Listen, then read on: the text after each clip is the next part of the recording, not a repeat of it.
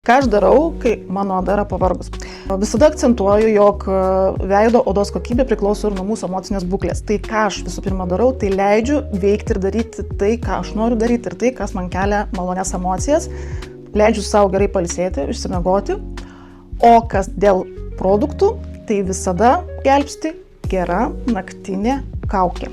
Šiuo atveju aš turiu naktinę kolageno hidrogelinę kaukę, kuri veikia ypač giliai ir jį aplikuojama ant veido ir laikoma tol, kol visi aktyvūs komponentai ištirpsta odoje ir lieka plėvelė, kurie tiesiog nuplėšina nuo veido odos.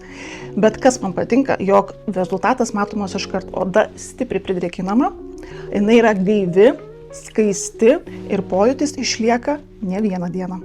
Buvo naudinga, būtinai pasidalinkite su draugais, sekite mano profilį, nes ten dalinuosi ne tik apie veido odos priežiūrą, bet ir keliu į meilę sau.